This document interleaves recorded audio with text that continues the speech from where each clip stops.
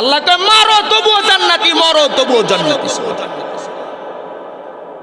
ওয়ালা তাকুলু লিমান ইউকতালু ফি সাবিলিল্লাহি আমওয়াত বাল আহইয়াউ ওয়ালাকিন লা তাশউরুন।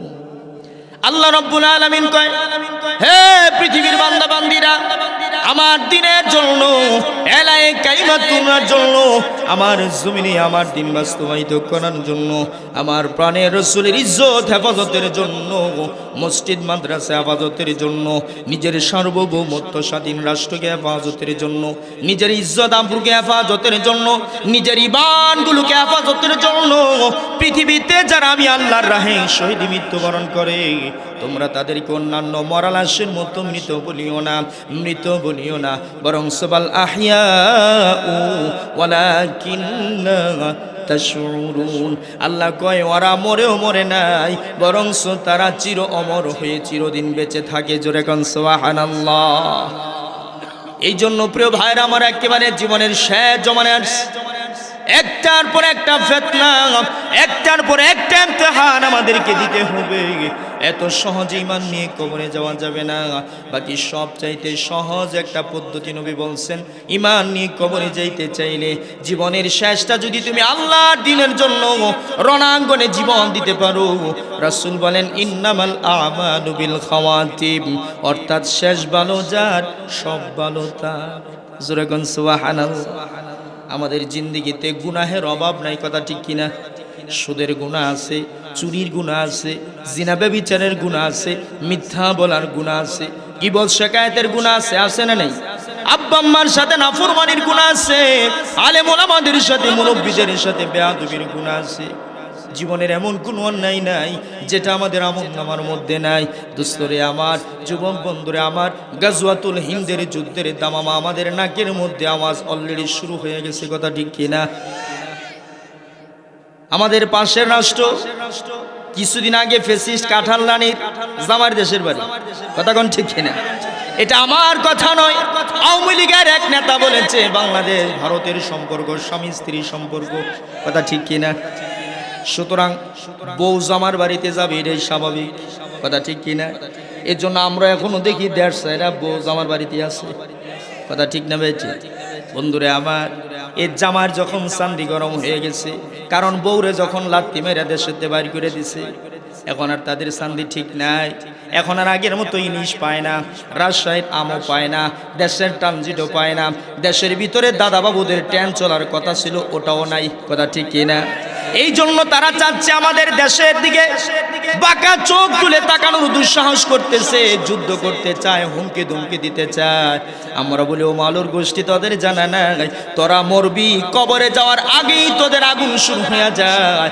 আর আমরা যুদ্ধে মরলে কবরে যাওয়ার সাথে সাথে জান্নাতের বাসিন্দা হয়ে যাইব। কথা বলুন ঠিক কিনা? আরে মুসলমান জাতি এমন একটা জাতি, মারলেও লাভ, মরলেও লাভ। জোরে কোন সুবহানাল্লাহ।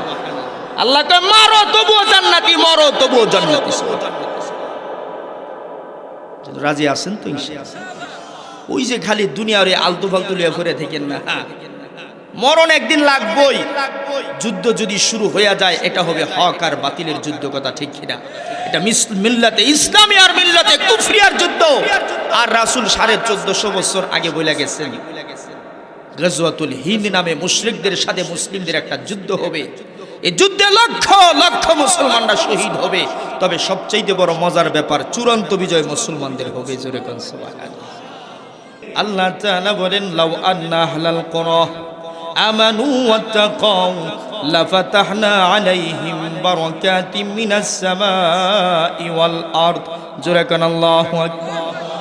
আল্লাহ রাব্বুল আলামিন 1450 বছর পূর্বে আপনার আমার রাসূলের মাধ্যমে, কোরআনের আয়াতের মাধ্যমে সূরা আরাফের 96 নম্বর আয়াত আল্লাহ বলেন, হে পৃথিবীর ইমানদাররা ভালো করে বুঝো, তোমরা ঈমান আনার পাশাপাশি তোমরা যদি মুত্তাকি হইতে পারো, হারাম কাজ থেকে নিজের বাঁচায় রাখতে পারো, হারাম দেখা থেকে নিজের বাঁচাইতে পারো, হারাম শোনা থেকে নিজেকে বাঁচাইতে পারো, হারাম বলা থেকে নিজেকে বাঁচাইতে পারো, হারাম খাওয়া থেকে যদি নিজের বাঁচাইতে পারো, আমি আল্লাহ রব্বুল আলামিন ওয়াদা করতেছি আসমান জমিনের যত রহমতের দরওয়াজা আছে এই সমস্ত দরওয়াজা বান্দা আমি তোমাদের জন্য ওপেন করে দেব। আরো জোরে চিৎকার করে বলেন সুবহানাল্লাহ। এই ওয়াদা আল্লাহ পৃথিবীর কোনো বেঈমানের সাথে করে নাই। পৃথিবীর আমেরিকার সাথে আল্লাহর নুসরতের কথা নাই, ইসরায়েলের পক্ষে নুসরতের কথা নাই, ভারতের দাদা বাবুদের পক্ষেও কোনো নুসরত সাহায্যের কথা নাই। আল্লাহর অঙ্গীকার আমাদের মতো হত দরিদ্র ঈমানওয়ালাদের সাথে আল্লাহর ওয়াদা আল্লাহ কইরা রাখছেন 1450 বছর আগে। জোরে কোন সুবহানাল্লাহ। আমরা আমাদের অপরাধের জন্য মার খাই, কারণ আল্লাহ বানাইছেন পৃথিবীর শ্রেষ্ঠ জাতি, আর এমন কোনো অন্যায় অপরাধ নাই যেটা আমাদের দ্বারা হয় না। কথা কোন ঠিক না? দুনিয়ার বেঈমানরা যত আকাম করে মুসলিমরা অনেক ক্ষেত্রের চাইতে বেশি করে। কথা বলেন ঠিক না? নাউজুবিল্লাহি মিন যালিক।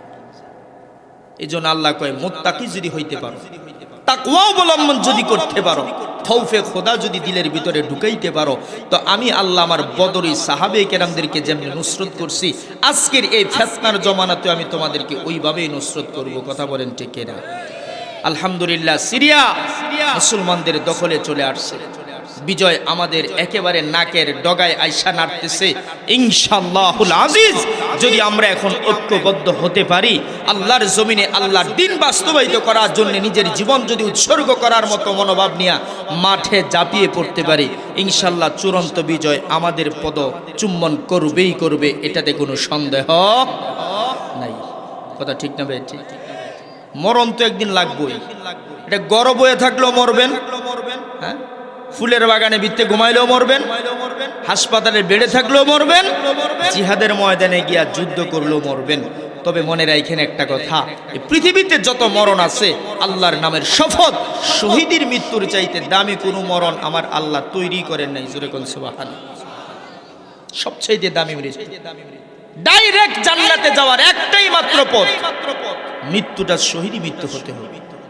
হাদিসের ভিতরে আসছে কেউ যদি কাবা ঘরের তওয়াফ করতে করতে মরে, সিজদা দিয়া ওখানেই মরে গেছে, তাহাজ্জুদ পড়তে পড়তে মরছে, কোরআন তেলাওয়াত করতে করতে মরছে, এরপরও তার কবরে কিয়ামত পর্যন্ত ঘুমাইতে হবে। নাম কানাউমাতিল আরুস। ফেরেশতারা বলবেন, তিনটা প্রশ্নের উত্তর যখন ওই মুমিন বান্দা দিয়ে দিবে, তখন বলবে নাম কানাউমাতিল আরুস। নবদম্পতি বাসর রজনীতে আনন্দ করার পরে যেমন আরামের ঘুম ঘুমায়, তুমিও একটা ঘুম দাও। ইসরাফিলের সিংহায় ফুঁক দেওয়ার আগে আর কোনোদিন তোমার ঘুম কেউ ডিস্টার্ব করতো না। জোরে কোন সুবহানাল্লাহ। এটা মুমিন বান্দাবান্দীদের একটা পুরস্কার কবরে। বাকি যে ব্যক্তি শহীদ হইয়া মরবে তারে ঘুমায়ার সময় নষ্ট করতে আল্লাহ দিবেন না।